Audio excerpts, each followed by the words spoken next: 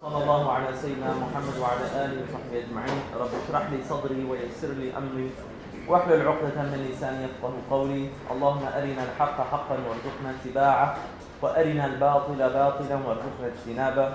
صلى الله على سيدنا محمد وعلى آله وصحبه أجمعين. So continuing with the destructive vices, there's like quite a bit that I prepared. So the first part was supposed to be the heart, and the second part was supposed to be the limbs. But it might be that in the time we have that we'll just focus on the heart, and then maybe go quickly through the limbs, or for those of you who have the handouts, maybe read the rest of the document at home sometime, inshallah. So we'll continue with the destructive vices, right? And just as a brief reminder, so we talked about the importance of the heart. And kind of the centrality of it within our religious experience and with Allah subhanahu wa ta'ala. Right? And we looked at the two verses of Quran, يَوْمَ لَا يَنْفَعْ مَالٌ وَلَا بَنُونَ إِلَّا مَنْ أَتَى اللَّهَ بِقَلْبٍ سَلِيمٍ. That on that day, wealth and children will not benefit someone, except the only thing that will benefit is someone who comes to Allah with a sound heart. قلب سليم, right? A sound heart. So what is a sound heart? And then we talked about emptying the heart, or cleansing the heart of these negative attributes, and then adorning it with praiseworthy attributes, or beautifying it with praiseworthy attributes. So we got as far as showing off the riyah, and then we'll move on. So arrogance and riyah and ujub, which is the next thing we're talking about, or arrogance and riya and hasad. These are what scholars say, hasad being envy, that these are the core vices of the heart. That a lot of the other vices of the heart stem from these three, from arrogance and envy and showing off. That you can relate many of the diseases of the heart back to these three, and all of these three are rooted back in love of the world. And the Prophet, peace and blessings be upon him, he said, حُبَّ الدُّنْيَا رَأْسُ كُلِّ خَطِيئَةٍ. That love of the world is the fountainhead of every mistake. And what we mean by the world is attachment to the world for its sake, not something that ultimately is attached to Allah Ta'ala. And we'll talk more about that. But let's get back to self-glorification and one's obedience to God, which is ujub. Right? And it says here, Habib Ahmed bin Zayn defines ujub as belief that one's self is perfect and being happy about it while forgetting the blessing God has granted it and lack of fear that it may disappear. So there's a hadith, and a lot of these principles have to be understood in moderation. Right? We're not looking at these things, or we shouldn't think of these things in a vacuum. Because if you want to look at just one thing and not take into consideration other things, it becomes imbalanced.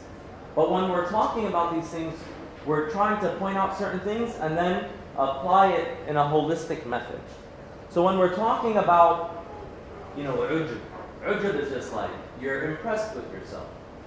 That's different. The blameworthy aspect of ujub, being impressed with yourself, it's different than when the Prophet, peace and blessings be upon him, said that, and I'm paraphrasing, that essentially a believer is someone whose good deeds make them happy and whose bad deeds make them sad. That's different. What this is talking about is a person is becoming impressed with themselves as if they've done something for God. It's like, so let's say, for example, someone gets up, it's 3 a.m., I'm going to get up and pray some qiyam al-layl. They get up, that tajweed is on point, they're khushu', and they're just feeling it, they're doing the ibtihal in the middle of the night, they're like, Allah must really like me. I just did a good job. Are you doing Allah a favor? Or did you waking up at 3 a.m.? and praying and making wudu and making dua, was that you doing something for Allah or Allah doing something for you? Do you see the difference? Yes. I have a question. Sure. A lot of this is involved, obviously, in the context of worship or the context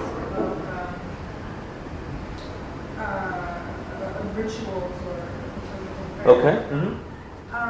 And I was wondering if this applies to also everyday things. And in the sense, it may apply because we're doing, as we go throughout the day, we do banal things or things that have to do with, I don't know, treating others or even sitting here or being in class, that we're still doing things with a conscious of God in our mind, in the sense it's going to be pleasing the same as it's going to be pleasing to Him. Could that also be, is that how these vices could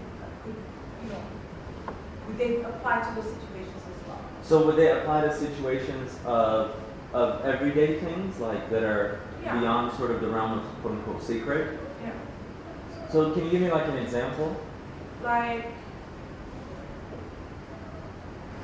okay, like I'm asking this question. Sure. And if I'm, like in my mind, is this question, is it going to be pleasing to Allah? And then because I'm asking it, if I'm worshiping with myself, I have this question. Sure. No, that's a really good question. Or it could be like if you're walking down the street and there's someone who needs, like someone who's asking for help, and you give them some money. Like that's kind of like an everyday thing. Like, sweet, like I'm a good person. Or the question, or whatever it may be. It applies in all those situations. The reason, and all of sort of the sciences that are derived from revelation are important, right? But the reason scholars say that this is particularly important is because it could apply at every moment of your life. Arrogance is something that could creep in at any moment. Being, proud of yourself or happy with your own accomplishments. And what it is it's not that you're happy that you did it, but let's just say, for example, someone prays Qiyam. You recognize, alhamdulillah, that Allah gave me the ability to do that. Like that's actually a gift from God. Any act of worship is a gift from God that we were able to even do it. Having the energy and the strength and the resources and the capability, all those things are blessings from God. So they'll say that, our thanking God is recognizing that we can't thank God enough. I just like, alhamdulillah, I'm done. I said alhamdulillah. And I was like, alhamdulillah, like when a person almost gets to the point where they're reflecting on blessings and they're like, Allah, I can't thank you. It's like, okay, now you've figured out real thanks. So it's subtle, but it can apply to anything. So it can be, if someone says, oh, sweet, I gave charity. Oh man, well, like Allah put me in a position where He provided me with provisions. I could have been the person who was asking. It's not really like, I'm special and that's how I got out of that situation or whatever it may be. So recognizing that, and scholars say, you actually need to see that person is doing you a favor. This is deep level stuff, right? This isn't like something that pops into people's heads on every. Why is that person doing you a favor? Because they're a means for you to serve Allah. So they'll say, scholars who are very conscientious about these things, they'll say that you should give to someone who's asking from you as if you're the beggar and they're the ones who are helping you. Because you're just giving them a couple dollars, but in reality, they're giving you an eternal reward. They're a means of giving you eternal reward. So to look at it in that lens, right? Or if it's prayer or charity or even intelligence, they would say, alhamdulillah, that Allah inspired me to ask that question, right? So that's kind of the way to look at it. But if a person is like, man, like, I'm just awesome, and I'm just doing everything great, they almost start to think that, like, I'm doing something for God. But the reality is that any good that we're able to do, it benefits us. So it's actually a gift for us. Does that make sense? Yes. I should have been more patient. No. You answered my comment. Okay. You sure? Yeah. Okay. Alhamdulillah. So that's what ujub is. That's what kind of this, self. This self. How does he translate it? Self-glorification and one's obedience to God, right? Particularly in that. So that's another thing. That's a vice of the heart. And the medicine or the way to solve it is to recognize that you have no power and no ability. La hawla wa la quwwata illa billah. Right? That there is no power and no ability except by God. Except for those that Allah gives permission to. So even praying or reading, whatever, having whatever you have and using it in the service of God is a blessing in and of itself. Does that make sense? Okay, cool. So let's move on to the next one. No, the next one is spite towards others. Hiqd, right? Spite towards others, which is extremely dangerous, right? The Prophet ﷺ, he said, do not hate one another or envy one another or turn your backs on one another. Instead, be brothers and sisters as God's servants, right? So that's extremely important. Is that, and we talked a lot about this last night, but just to, even someone, and a lot of people try to justify this, particularly in the clothing of religion, when someone's doing something wrong. Oh no, brother, you don't know this person did X, Y, Z. I hate them for Allah. Right? There's a beautiful story. I really, really love this story. Imam al-Ghazali narrates it in his chapter on the duties of brotherhood and by extension, obviously, sisterhood. But he says that there were two monks in a mountain who worshiped God. And they're monks, like these guys are serious. Right? And one of the monks comes down from the mountain to go buy like some groceries or something, some food for them, because they live in isolation. And as he comes down, there's no like young children. He comes down, this is how the story is narrated. He sees a prostitute. And he's kind of smitten, he's a monk, smitten by this prostitute, and he lays with her. So the other monk on the mountain is kind of like, 1 day, 2 days, 3 days. My brother is late. Like, where is he? Why? It shouldn't take this long. Something happened to him. Is he okay? He comes down from the mountain and he goes to the town. It's like, did you see the other monk? Did you? And they're all just kind of like, yeah, the monk? Yeah, he's in that house. And you'll find him with this lady. So he goes in, and the monk, he knows what's going on. He knows what's going on. He comes in, and the first monk who came down, and he's in the house with the woman, he acts like he doesn't know her. I don't know. That monk comes and he hugs him. And what does he say to him? He doesn't come in and say, man, we were monks, we took this oath, we're living on the mountain, man, you're dirty now, you can never come back, don't ever come around me. I just wanted to come here and let you know, you're no longer a monk, hope you rot in hell. And goes back, no, it's not. He hugged him and he said, you've never been more beloved to me than at this very moment. I never loved you more than I do right now. Why? Because that's what he needed. That's exactly what he needed. And the monk, if this is a righteous monk, he recognizes, I don't close Allah's door. That's not my authority. If you want to come back to Allah, ahlan wa sahlan.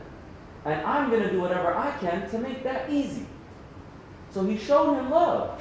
So we have to be careful from, hating. And scholars say the difference between, right? Because there is a concept. There are people the Prophet ﷺ criticized and said to avoid.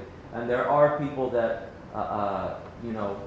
one should quote unquote hate. But scholars say it actually means to hate their actions and not their essence. And that's hard, because we talk about it like on a day-to-day level, it's like, okay, cool. But when we talk about people who are like really bad, who tyrants and so on and so forth, you're like, nah man, I really hope that they rot in hell. Like, I hate their very essence. Just like, okay, that's dangerous. That's dangerous. Because even those people, it would be better for them and for everyone else if they made tawbah. So be careful, how much you want to hate them. So not to hate their actions, but not their essence as a human being. Yes. No. When you see someone do ill things and you see they harm themselves or harm others, and having compassion for this type of person, do you not think it just encourages them in some way? That's a good point. So, when we talk about hatred, it's so hatred. How does it translate again? Spite. So it's even deeper. It's like you actually want bad for them. That is different than tough love. Yeah. That's different than tough. You could love someone to death and be like, I'm kicking you out the house until you clean up your act. I think this is the best thing for you. I'm not going to assist you in harming yourself and showing tough love, right? That's different. So this is all about this is really about intentions and not actions, right? So there may be people who you love dearly, but you love them, but they're harming themselves. Not assisting them in their harm is a duty, right? And even better, trying to help them get help is even better. But at the very least, not letting them harm others, right? That's important. That's critical. So I think there's a difference between the two. But tough love has its place, absolutely. And that takes wisdom and, yes. I just want to elaborate on that. But there are some things in which, we're human beings ourselves. Mm-hmm. And sometimes other people, we'll recognize that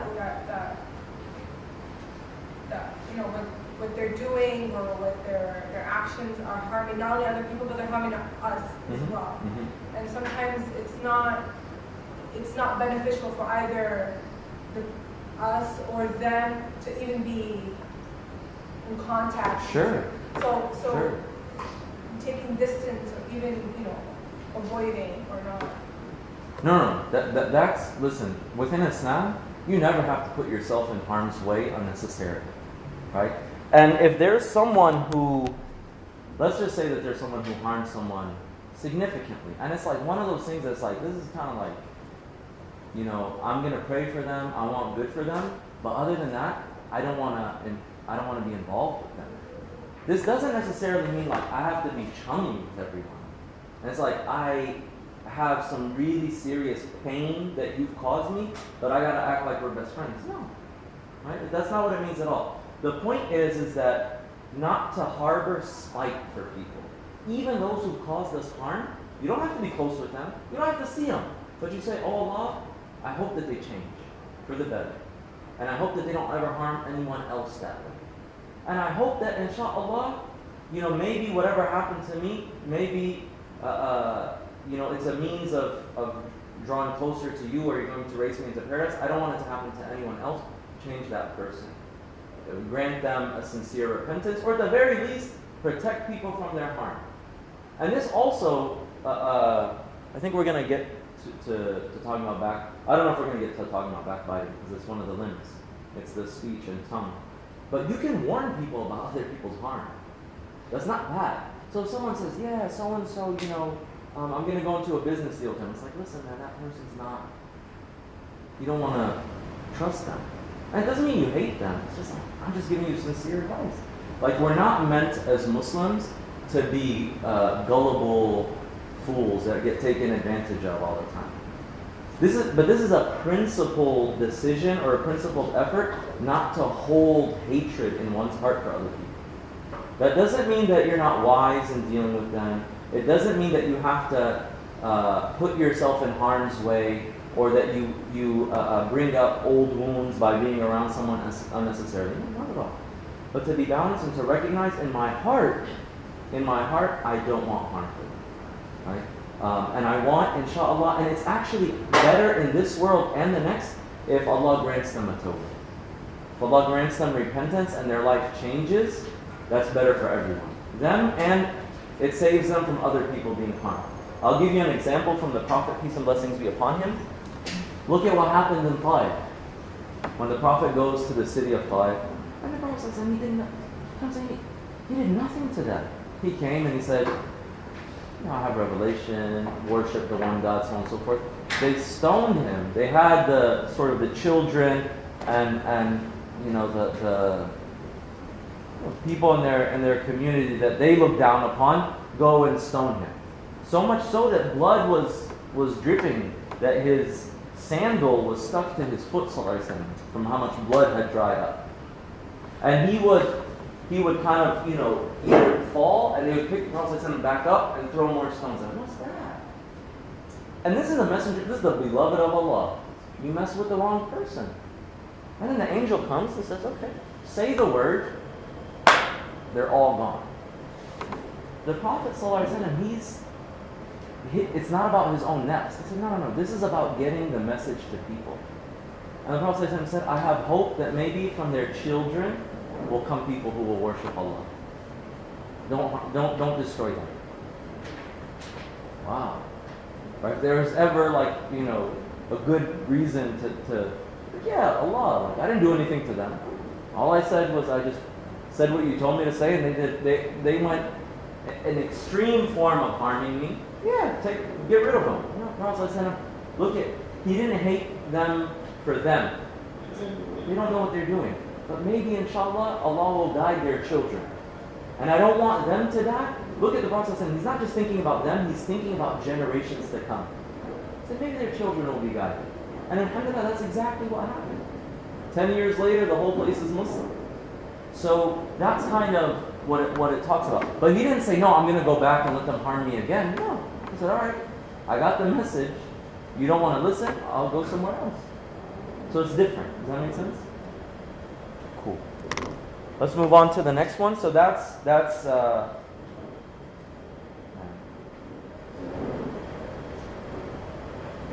and the medicine for this, for spite and hatred, is that you really just have to fight your ego, fight your nafs. And the closer a person gets to Allah subhanahu wa ta'ala, the more they want good for other people. It's just like a natural result. The closer a person gets to Allah subhanahu wa ta'ala, the more they want for people. The more good they want for people. Because they're just I can see why that person is that way. Maybe I was that way not that long ago. But inshallah, if Allah just opens up their heart, they can become a great human being. And they can be brought close to Allah subhanahu wa ta'ala. The scholars say that the fire of Jahannam is so intense that if any of us saw it, we would not wish it for our worst enemy. The person, think of, there's a lot of people in the world where you're like, oh man, I'm glad there's a hell. Right? We all think that at some level. But if you really knew, you wouldn't even want it for them. So what about someone who, made a personal mistake or whatever it may be? So may Allah, the closer a person gets to Allah, the more they want good for them. The more they want good for them. Yeah. Did we cover... Okay, hasad. So now we're covering hasad. So hasad is envy. And the meaning of hasad is dislike and annoyance at the gifts of God, that the gifts God has given another Muslim, and wishing that they would lose them. Scholars say the first sin in the heavenly celestial realm was envy. And the first sin on earth was envy. The first sin in the heavenly realm was Iblis. Right? The devil, Allah tells him bow down to Adam, and he's envious. Why did you prefer him? Man, I did this and I did that, and why him? I should be like that. I should have that. He shouldn't have that. So that was the first sin in the heavenly realm, and that the first sin was between the two sons of Adam, Cain and Abel, when Allah accepted what one of them had done and the other was envious and killed him for it. So this is really dangerous, right? And they say, I think it's either a Western saying, I don't know if it's from within the Muslim tradition. They say a person will admit to murder before they admit to being jealous. It's you're just jealous. No, I'm not. No, I ain't jealous. I'm fine, but I just don't like them. They don't deserve that. It's you're jealous. No, I'm not jealous. But it's one of those things that a lot of us experience. It's one of the go-to responses of the nafs. But it has to be purified. It has to be taken care of, right? So let's move on to hasad. So that's one that, and they say that the way to cure it, the way to cure envy, is to know that Allah subhanahu wa ta'ala apportions His gifts the way that He pleases. Because what's really going on, this kind of envy, and there's a kind of sort of what they call in Arabic ghibt, is when something good happens to someone and you wish for that same good for yourself without it decreasing from that person at all. And that's okay. It's like, oh man, someone someone, for example, memorized the Quran. MashaAllah, that's awesome. I wish I could do that. Right? So it's a kind of sort of envy, wanting it for yourself, but in no way wanting any less for that person. That's okay. That's halal, right? That's permissible. But the one that's impermissible is that when it says, they shouldn't have that. I want it to be taken away, and I want it just for me. What at the deepest levels, what that's saying is, oh Allah, you don't know how to give out your provisions. That's what it's saying. It's like, oh, you gave it to that person? No. Wrong. You should give it to me. So you're challenging the divine in His own affairs that we have no way to take part in. So that's what it is at its deepest level. So the way to kind of cure it is to recognize Allah is the most wise in giving out His provisions in whichever way He pleases. And we're content with however He does that. And we have no place to challenge Allah in His own dominion, right? in His own mulk. And also to want good for that person, right? To want good for that person. And to recognize that if Allah subhanahu wa ta'ala gave someone else some good, maybe, inshallah, if I ask Allah for it and I strive for it, maybe He'll give me that as well.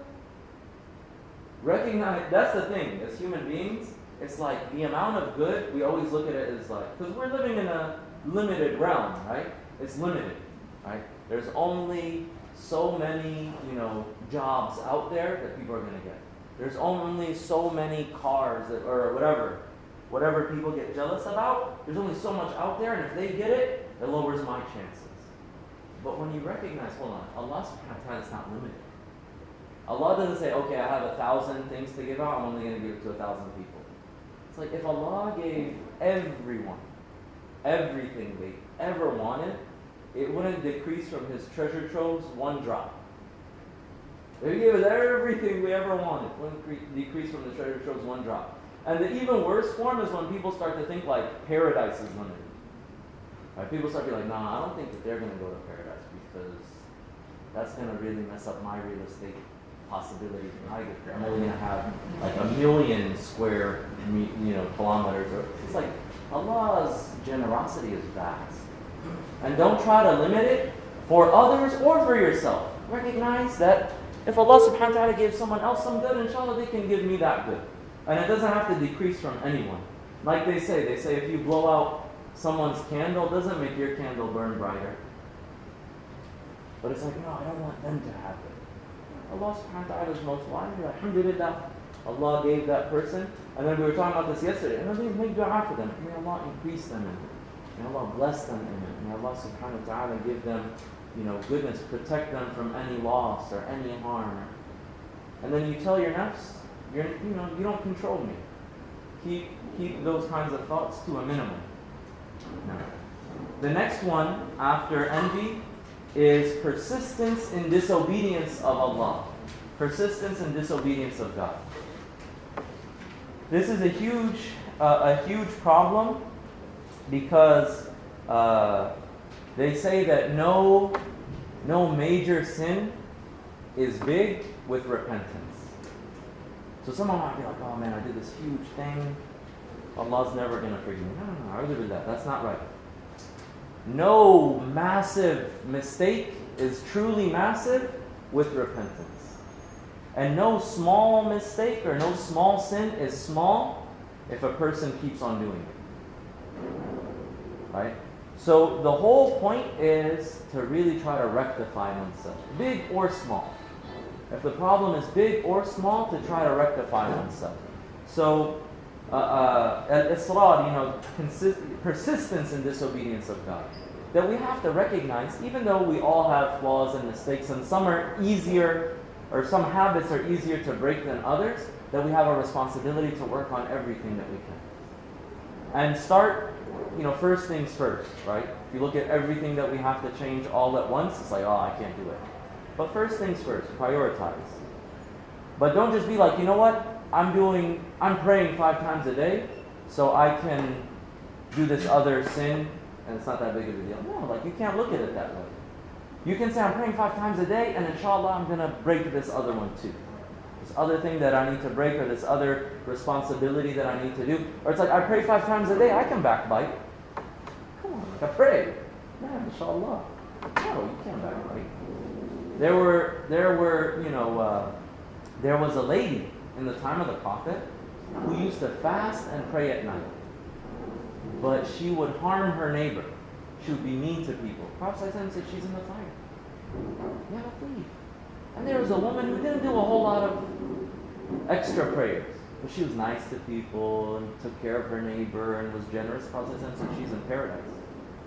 So the thing is not to be like, oh, I'm doing all of this, so the other stuff doesn't matter. But to try to work on everything.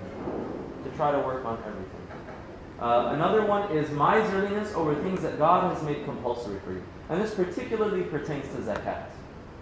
This particularly pertains to those things that we have to give for the sake of Allah. Particularly when it comes to the compulsory things, right? So it's one of the miserliness, it's one of that attachment to worldly things that when it's time for zakat, people are like, nah, what? Well, what if this happens? What if I have a medical emergency? You have to let go of that for the sake of Allah. And if you let go of it for the sake of Allah, He'll help you if anything happens. The money's not taking care of you. Allah is taking care of you. That's just the means. Right? So letting go of that. This next one is, so bad thoughts about God and about people. Right? وَسُوءَ الظَّنِّ بِاللَّهِ وَبِخَلْقِ اللَّهِ. This is really important because, what people say about Allah is how Allah will deal with them. Right? So, the Prophet ﷺ says, quoting Allah Ta'ala, أَنَا عِنْدَ ظَنِّ عَبْدِي بِي. I am as my servant thinks of me to be.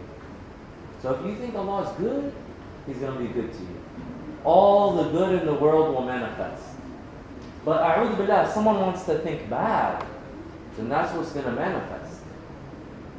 Right? That's what's going to manifest. So if someone says, a'udhu billah, inshallah none of us think this way, but there are some people that are just like, I just feel like God's out to get me. It's like, okay, we need to work on that, right? That's just a perspective shift. And usually people who think that way, they had some serious challenges in their life. Right? May Allah be gentle with them and easy with them. But the perspective needs to shift. Right? To say, there might be great good in this for you that you don't see yet. We need to, we need to think about it a different way. Or some people just say, you know what, man, I have terrible luck. Something bad's going to happen. Well, maybe something bad's going to happen. Right? Or it can even come down on a more kind of earthly level, thinking bad of people. Oh, that person's no good. No, you actually have a responsibility to think the best of people. Doesn't mean that you're gullible. Doesn't mean that you put yourself in potential harm's way or just trust people uncritically. But in every day-to-day dealings, you think well of people. You look for the good in people. Right? Oh, mashallah, so-and-so, they're really generous. So-and-so, they have nice character. So-and-so is very intelligent. So-and-so has, is humble. Whatever, you look for the good. Right? They say you can be like a bee or you can be like a fly. They're very similar outwardly. But a bee looks for pollen and flowers, looks for all the good stuff. And the fly looks for filth. And they both find what they're looking for, eventually. But they say, be like the bee and seek out the good things and look at those things in people. Yes?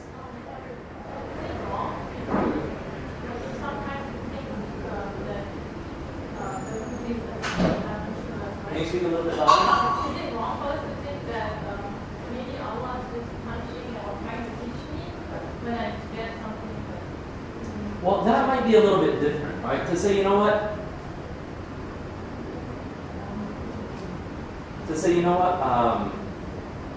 I need to improve. And maybe this is a sign from Allah to put me back on the right path. That's good. That's fine, right? Something happens, you're like, oh man, I kind of felt that was going to come because I did some bad things. And it sort of readjusts you or realigns you on doing good things, that's fine. But what happens to some people, and you recognize in that this happened because Allah wants good for me. He's trying to teach me by punishing me, my parents. Yeah, but that's also a good thought, right? That's a good perspective, saying Allah wants good for me, which is why He's opening up my eyes and making me take caution. And that happens. But that's different than saying, oh man, like that's all over, everything bad is going to happen to me. That's different. And that's very, very dangerous. But even in the midst of tribulation, right, even in the midst of something really hard, the people whose hearts are touched to Allah, they say, oh Allah, this is difficult. Grant us the patience to deal with this. And we know in the end there is good. We don't like it now. We can fight against it. We can try to rectify the situation, but recognizing ultimately that there's good in it. So having a good opinion of Allah and a good opinion of the servants of Allah. Right? And the Prophet ﷺ said regarding having a good opinion of the servants of Allah, find excuses for people. Seek out excuses. So someone's late or someone doesn't fulfill a promise or whatever it may be, to find an excuse for that person. Right? To say, oh well, maybe something happened, maybe they had something come up last minute, maybe they forgot. But to be like, oh, you know what? I know they're trying to avoid me. I knew they were going to do that. Or they're doing this, or they're doing that. Or it could even be more simple, where you see like a guy and a girl walking around, you're like, oh, what are they doing together? Well, maybe they just got out of class. Maybe they're relatives. Maybe they're married. Maybe it could be a million different things. But it's not our responsibility to be like, I need to investigate this now. No. You know what I'm saying? Like you're not a judge. You're not, responsible for that. You're responsible to think good of it until something else becomes clear, and then you can try to help if it is something that you can help with or whatever it may be. But to think well of people and to think well of Allah subhanahu wa ta'ala. This next one is also extremely important. وَالتَّصْغِيرِ لِمَا عَظَّمَ اللَّهِ. Considering unimportant the things which God has made important, including obedience, disobedience, the Quran, knowledge, the garden, and the fire. Okay. Allah says in the Quran, وَمَنْ يُعَظِّمْ شَعَائِرَ اللَّهِ فَإِنَّهَا مِنْ تَقْوَى الْقُلُوبِ. That whoever reveres the symbols of God, that is taqwa of the hearts. That is piety of the hearts. Once again, it's hearts, right? Allah using that word. وَمَنْ يُعَظِّمْ شَعَائِرَ اللَّهِ, reverent. And this is something that, may Allah preserve it for us, is dissipating very quickly. The concept of reverence, it's like a foreign concept to people now, right? Reverence. We revere, for example, the Quran. We revere good things. We revere the Prophet, peace and blessings be upon him. We revere anything that sort of, we attach it as something related to Allah Ta'ala, right? We think great of the afterlife, and so on and so forth. And when these things in people's minds and hearts are like, what's the big deal? Right?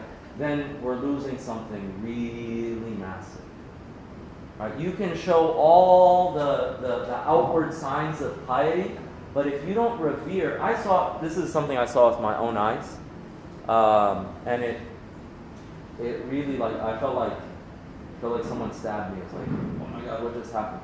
I saw someone come into the mosque, and he was carrying a book of hadith. It was Riyadh al-Salihin. Guy comes into the mosque, right, and he goes, pops it on the, just chucks it on the ground, goes, Allahu Akbar, Tahiyyat al-Masjid. And I was like, yeah, I almost want to go, and like catch it. But it just like flopped on the ground. I'm sorry? It was a book of hadith. Yeah, it was a book of hadith, it's called Riyadh al-Salihin. But it's basically just a book full of Quran and hadith. Like it has some verses and chapter titles and hadith. Right? But it's like an amazing book. And it's like, people will put it on a nice part of their shelf. And it's the words of the Prophet, so on and so forth. And he just plopped it on the ground. So Allahu Akbar. And I've even seen people do that with the mushaf. Right? The copy, they put it on flat on the ground. And it's like, man, would you, if you had like a diamond necklace, or you had like a wad of cash, would you just throw it on the ground like that? No, you would treat it much, much more nicely. But this is a symbol of God. This is something that you have to show reverence to. And the more a person has that, the more their heart is attached to Allah. Because it's revering it only out of its attachment to the one that you're revering. Right? It's like, at the end of the day, the mushaf is paper and leather, right? It's not something in and of itself. Or even the Kaaba, it's stone. Why are we revering it? Because Allah attached importance to it. وَمَنْ يُعَظِّمْ شَعَائِرَ فَإِنَّهَا مِنْ تَقْوَى الْقُلُوبِ. So you have people now, they're like, what's the big deal? Like, I've even seen people who are like, man, why do people like cry when they see the Kaaba? Like, chill out. And there's people now, please, if you've done this, it's all good, it's in the past, right? But like, please never do this again. There's people who will be at the Kaaba, like making tawaf, and they're like, clock tower. It's like, you're in front of the Kaaba, and you're taking a picture of the clock tower? Like, something's lost. Am I making sense, or is this like completely not making any sense? Like, what's up, the clock tower? First of all, the clock tower is ugly. That's besides the point. But there were people, I'm not kidding, there were people who, they would see the Kaaba, and they would literally become oblivious to all else. Finally made it. This is, the house of God, the holy sanctuary. And it would be like an overwhelming spiritual experience. There were people who would, when they would visit the Prophet ﷺ's grave, it would be an overwhelming spiritual experience. It's not a tourist attraction. You know what I'm saying? Like, it's not a tourist attraction. It's not a place like, yeah, I'm going to put this up on Instagram, boom. No, it's not. It shouldn't be that at all. It's so much more than that. And I think, in our context, a lot of that is being lost. There were people who anything related to the sacred, they felt it, right? And they respected it because of that. So, and it was just little things. There were people, and this isn't like an obligation, right? But this is just their level of consciousness. There were people who wouldn't pray in the same clothes that they would go to the bathroom in. Just out of reverence. Right? They're like, no, I want to differentiate between the two. There were people, Imam Malik, rahimahullah, when he would teach hadith, he would take a shower, he would do ghusl, he would put on his best clothing, he would wear his turban, he would burn frankincense, right? Before he even started narrating one hadith. If someone says, do you have to do that? No, you don't have to do that. But that was ta'aleem li kalam Rasulillah. It's reverence that we're about to share the words of the Messenger of Allah.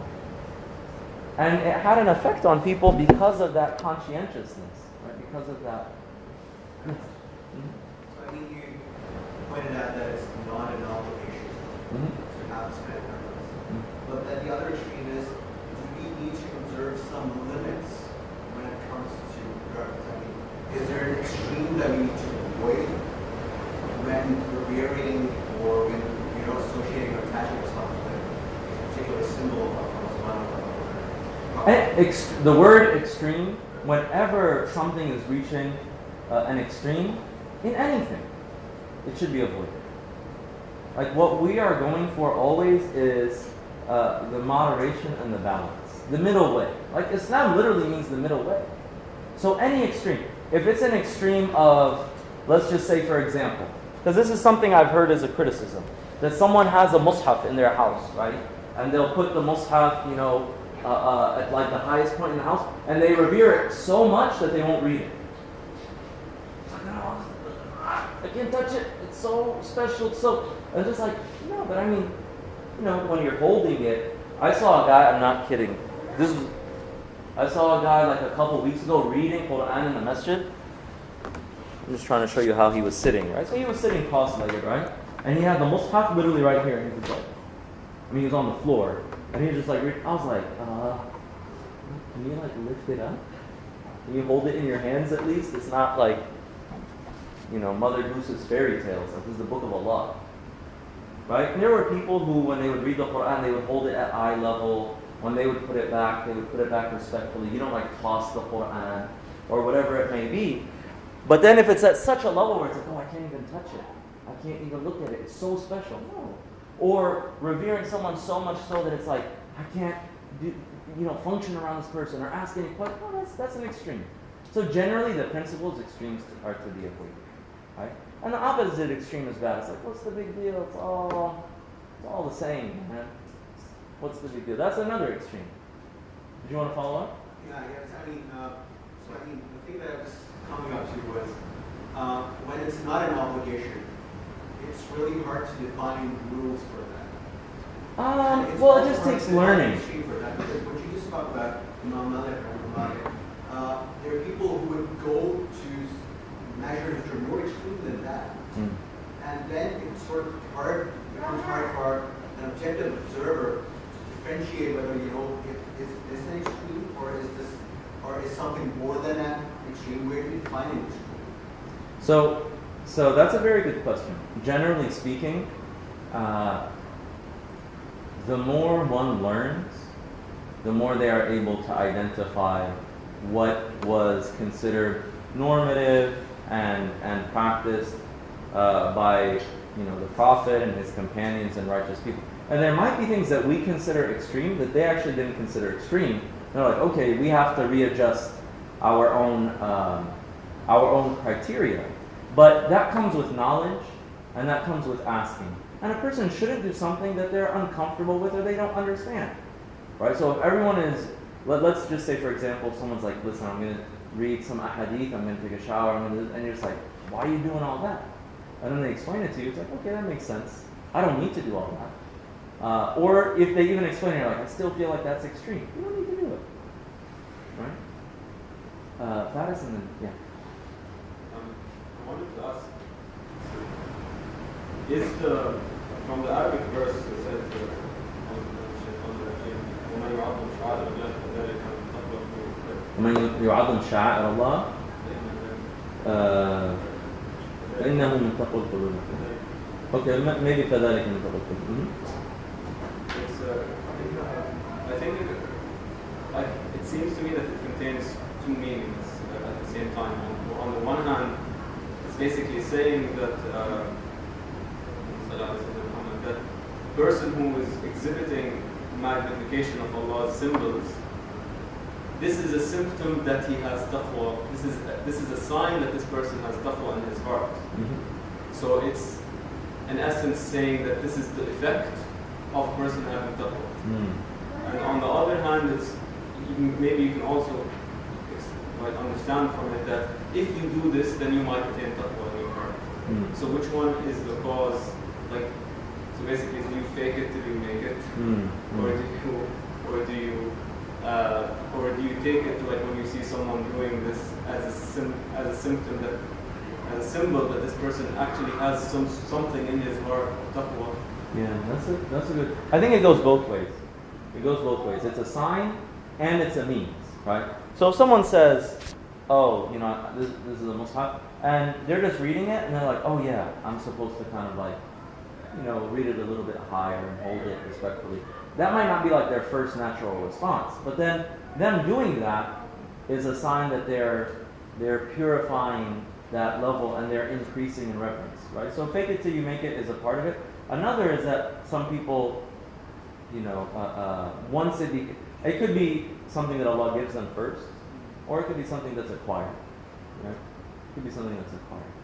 Wallahu a'lam. Right, this is a question over here. Just to go back to the preference for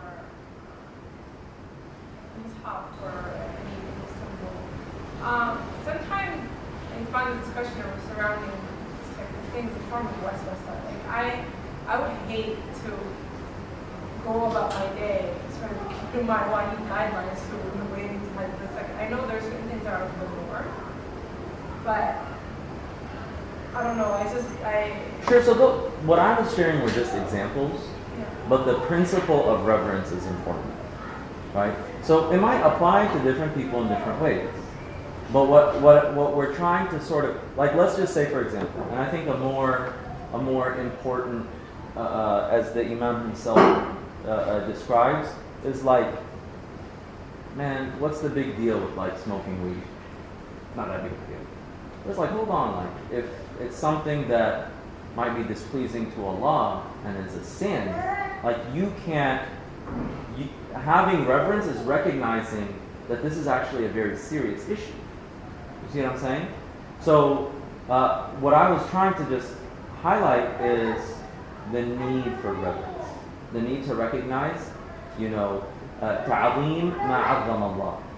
To revere what was exalted by God. Yeah, of course, but in that, sort of go around to measure how much reverence, how much less. And I mean, isn't that just in terms? It's in your mind. We can't objectively measure if someone's overdoing it or not doing it. You're not responsible for anyone else. Yeah, You're but responsible for yourself. Even for yourself, like, are we supposed to sort of judge ourselves on how much we revere something or how much not? In terms of those examples, those are just examples. But in terms of, yeah, you are supposed to judge yourself. If someone becomes comfortable with something that's haram, you kind of got to go, oh, that's kind of a problem. Or even an example, someone's just like, you know what, man, I have money, but I'll just do Hajj like 10 years, man. It's like, I'll it's not that big of a deal. I'll get to it. You're not revering, you're not prioritizing what Allah made a priority. But that's a clear rule. That's No, it's not a clear rule. No, but You can it's delay like, Hajj according to some ulama. You can delay Hajj. The point is not the rule. The point is you don't see it as that big of a deal. You see what I'm saying? It's the reverence part.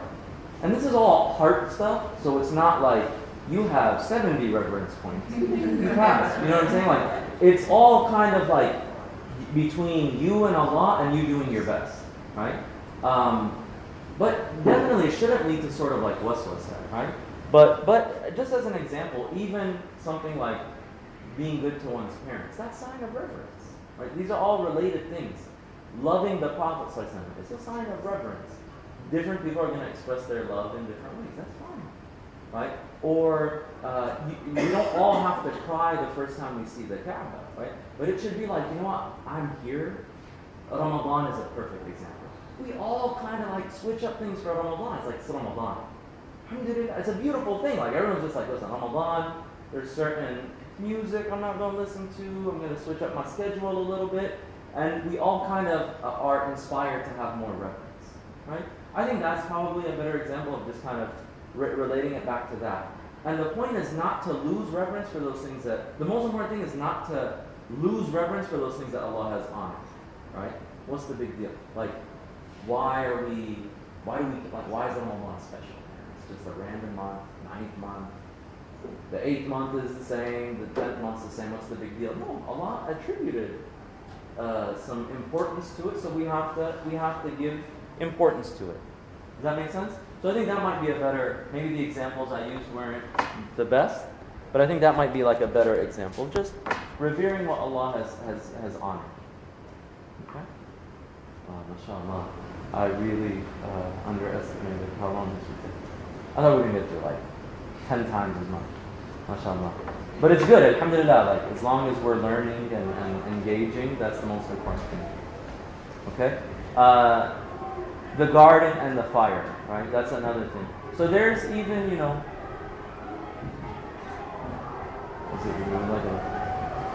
alright.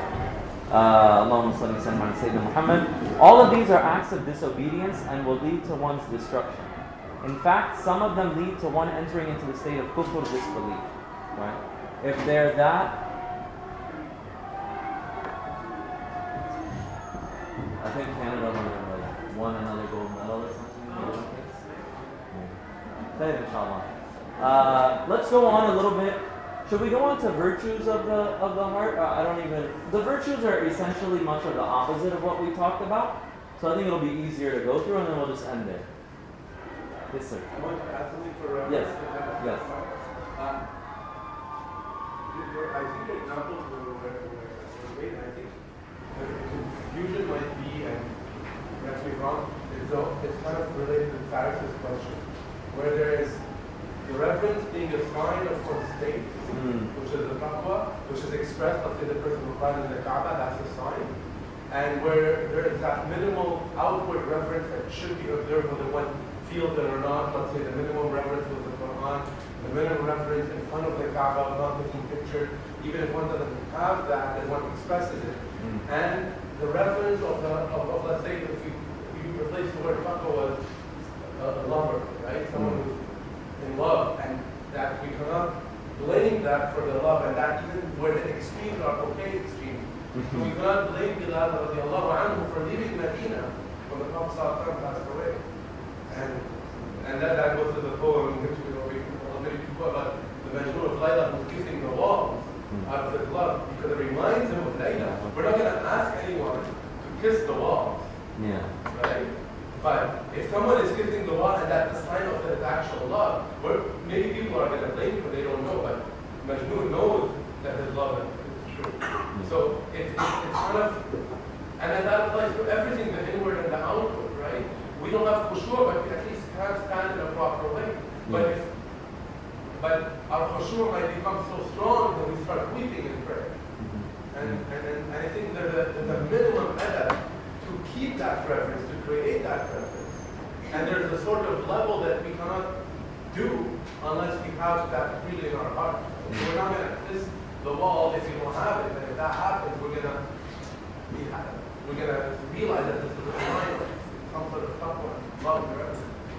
So just in addition. So I think that was really good because that's what I think I just wanted to add something practical example.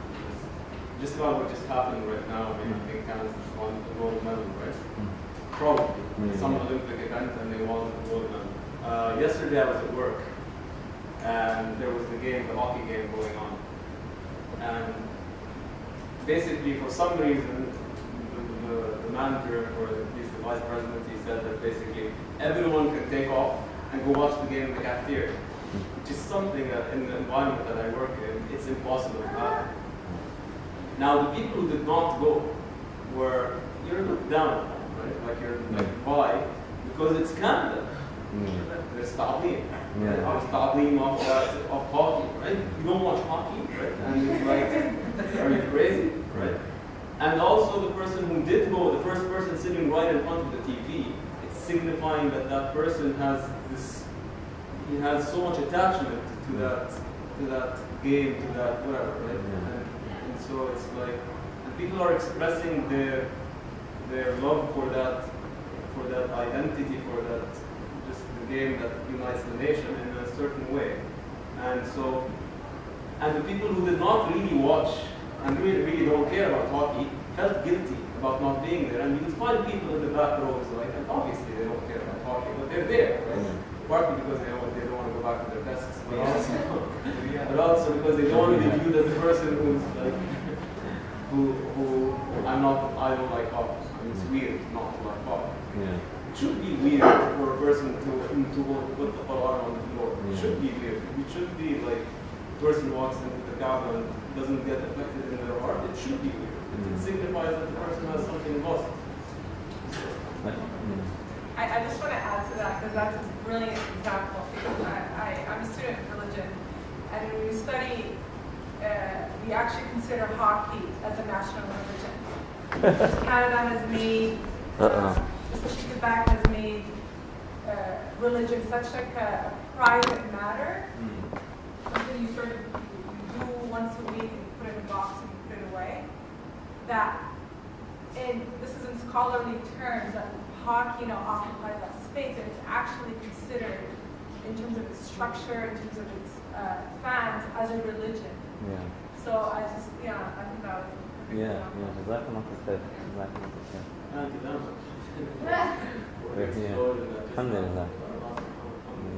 So, inshallah, I think let's just go through the saving the virtues of the heart, and we can just read through them, and then maybe just briefly talk about them. And they're essentially kind of the opposites, right? So, belief, the virtues of the heart. These include belief in God, certainty, yaqeen. And so Imam al-Haddad says, certainty is power, firmness, and stability of faith, so great that it becomes as a towering mountain, which no doubts can shake. So for more about certainty, because for a lot of us when we talk about belief and certainty, and a lot of people are like, yeah, but how? You know what I mean? How does that really happen? In that exact chapter of the Book of Assistance, he has some methods of how to go about doing that. And then he has another chapter in the Book of Assistance, which I recommend everyone to get a hold of, inshallah. He has another chapter on reflection, which also has some really amazing pieces of advice in terms of reflecting on creation and on those things around us in a way that increases our iman and yaqeen, our faith and certainty.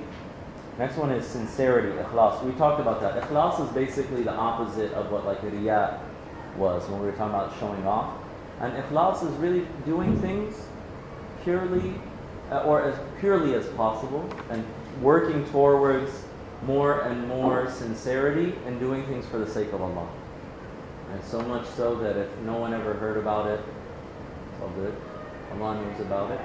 So sincerity, sincere behavior, humility, tawadu, which is the opposite of arrogance, essentially, not thinking you're better than anyone.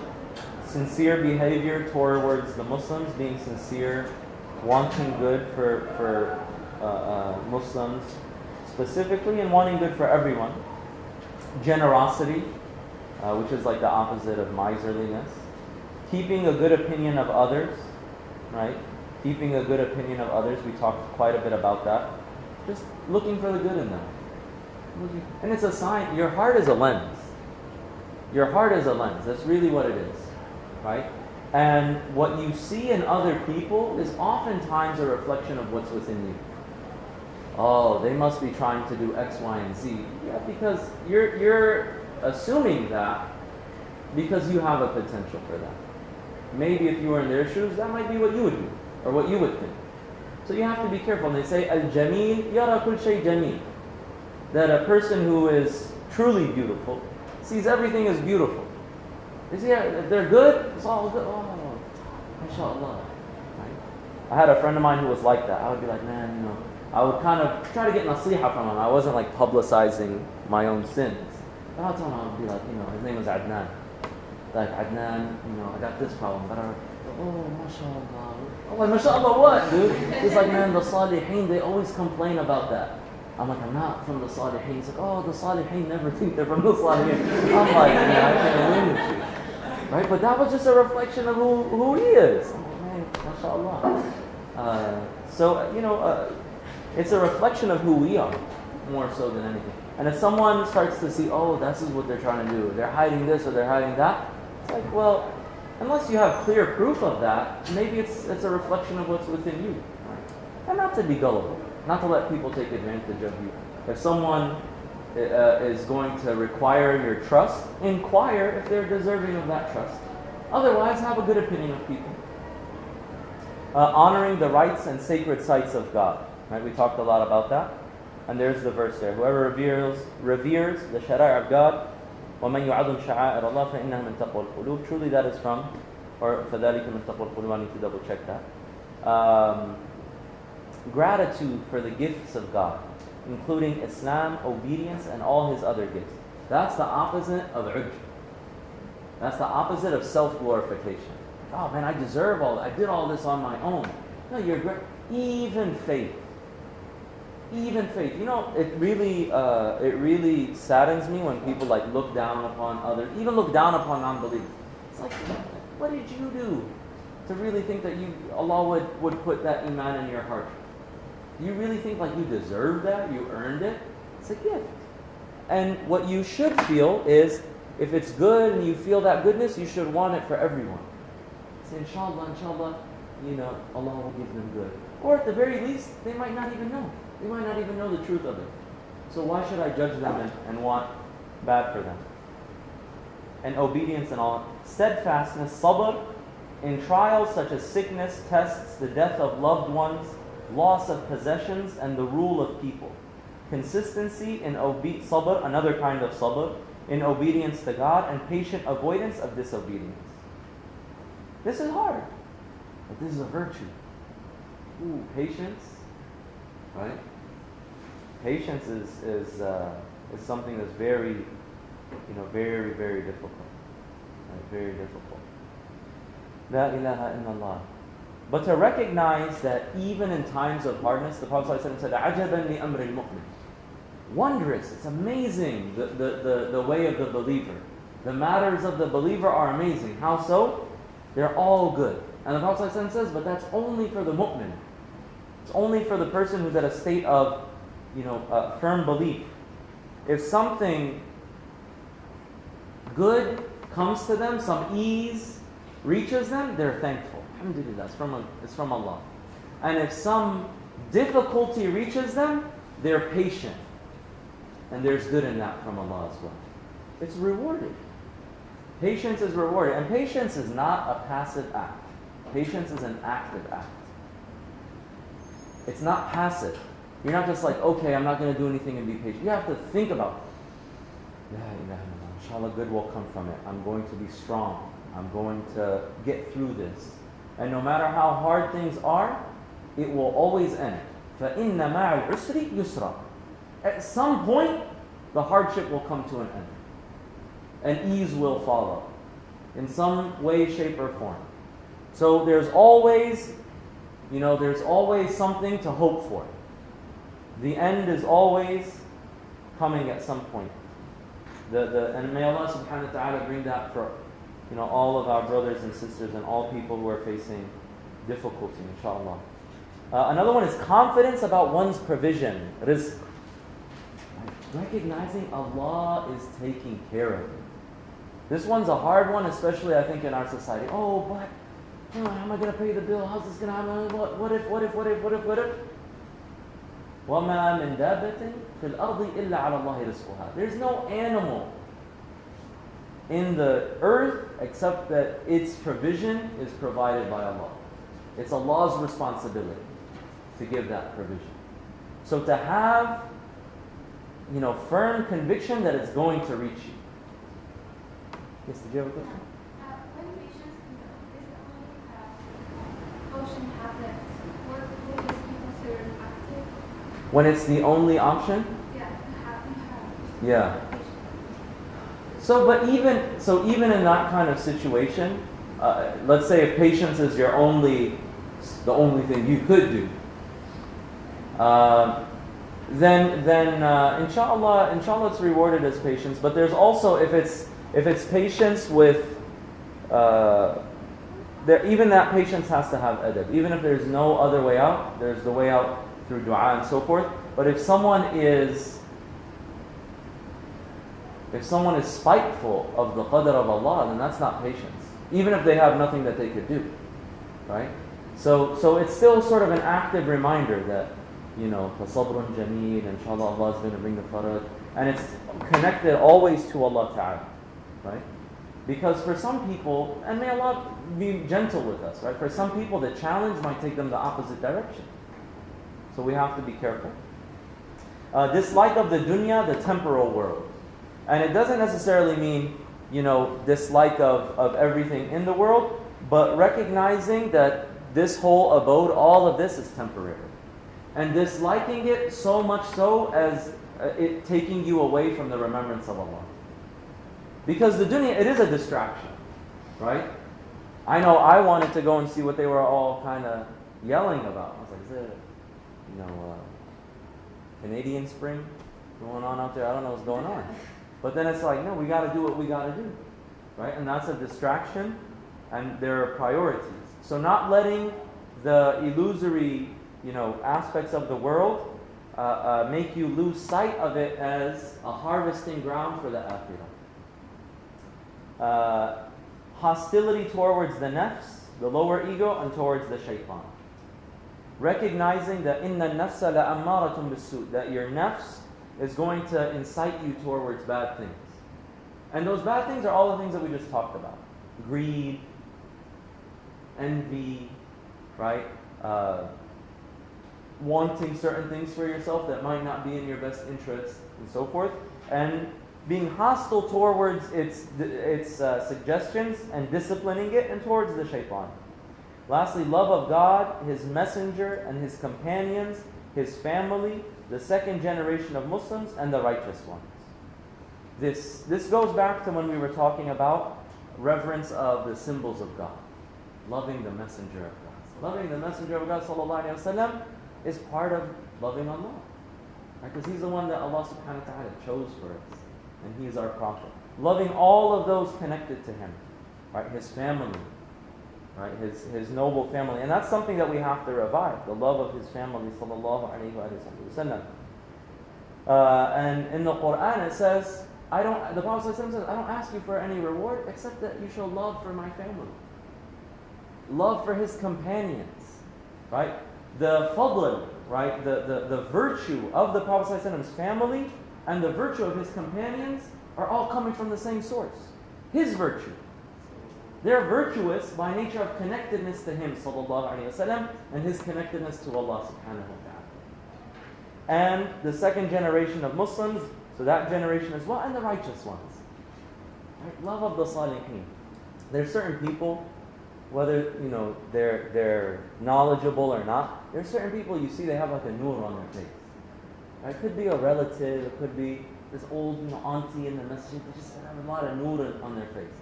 And you just got, man, make dua for me. You know what I'm saying? Like, you got an immediate love. You just got some nur, subhanAllah. Loving righteous people. And loving righteous people is part of the virtues of the heart. Satisfaction with God.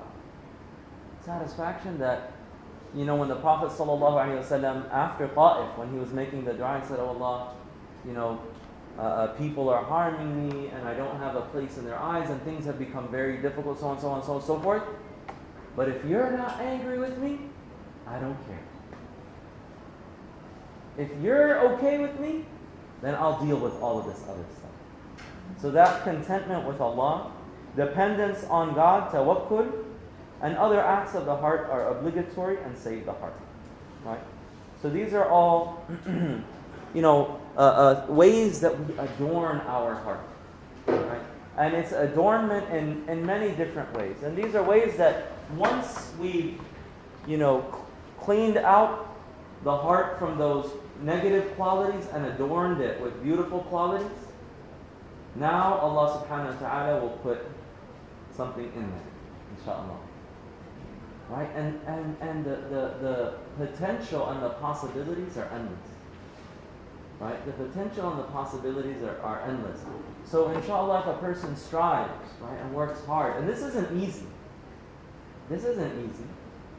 Right? When a person strives and works hard, then Allah subhanahu wa ta'ala will bestow, gifts of knowledge and the sweetness of iman and nearness and insight and all of these beautiful things that help a person increase in love for Allah subhanahu wa ta'ala and higher levels. May Allah subhanahu wa ta'ala grant us all that. May Allah subhanahu wa ta'ala fill our hearts with all that is pleasing to Him, and may He purify our lower selves. Allahumma ati nufusana taqwaha wa zakkiha anta khayru man zakkaha. Give it its piety, our lower selves, and purify it. And purify our hearts and souls, and make our hearts, cups within which you place your divine gifts and your divine lights. Bi-idhnillahi ta'ala. Wa sallallahu ala sayyidina Muhammad wa ala alihi wa sahbihi wa sallam. Walhamdulillahi rabbil alameen. Jazakumullah. I just want to do something real quick. This is all session 1, right? Part 2, right? The stomach, we're supposed to talk about that. We're supposed to talk about that. Talk about that. Alhamdulillah. Boom. Don't punch people. Anyway, so inshallah, read that on your own. But I totally. Yeah, there we go. Now we're done. Like a quick Okay, just a few things. First thing is with another, it will be an open discussion geared towards university students. The title is Northern Living Faith on Living Campus. Faith on Campus at 7 o'clock, 5 o'clock till 7. Is it 5:30 to 7:30 or 5 to 7? 5:30. 5:30 to 7. 37 in which room? 108. 108. So you'll be praying Maghrib first, I would assume, and then going through 108. So Maghrib in the Musalla, room 108, right after Maghrib around 5:30. For those who haven't signed up yesterday, they weren't at the Zikr gathering for the email. For Ann Foundation, you can take your email, and if you're not on the McGill mailing list and you're a McGill student, you can give your email to Novins. And just a reminder that the monthly dhikr that we're having, we're trying to have a downtown monthly dhikr that's for students, for professionals, that's open for everybody. And and hopefully that Sidi Amjad enjoyed his stay in Montreal, and he'll come back to finish this for us in the near future. And I have one question or one request. If you can give us some advice on how what we've covered today, how we can review it and make it something not just that we just heard today, but that we can actually ingrain it and make it something solid that we can go back to. What's the best approach to looking at that text and what you have taught us in a way that can be beneficial in the long term? So one thing is, scholars recommend reviewing sooner rather than later, right? And then if a person looks at their notes, relatively soon after the class, like within a day or two, or even later on today, if you're able to, that's the best way for the information to sort of become more firmly rooted in one's mind. And just to be, this all goes back to taqwa. Right? All of this goes back to taqwa. And we use that word a lot, but what is taqwa really? It's mindfulness of Allah. It's recognizing, and there are people, sometimes, knowledge starts off as a little bit of you have to force yourself to compartmentalize things properly. But what taqwa is becoming conscious and mindful of Allah in every moment. Right? Is that before I decide to do something, what's my intention? What's the benefit? What's the harm? So the way to implement this is really just trying to be more mindful. Right? Trying to be more mindful and even being comfortable. One really practical thing, it's not easy. It's not easy. Even though it sounds easy, it's very hard. But one practical thing is 5 minutes every day for 5 minutes before you go to bed. And I'm reminding myself, I don't do this anymore. But 5 minutes before you go to bed, just go through the day's events and think about what you could have done better. If a person does that consistently, mashallah. Right? So just working on being more mindful, reflecting on why exactly am I doing this? What's my intention? And working on that. And then lastly, asking Allah for tawfiq.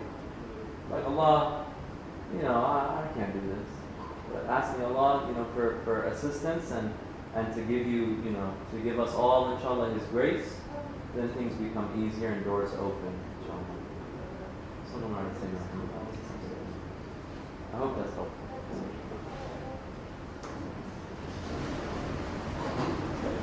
Thank you all very much.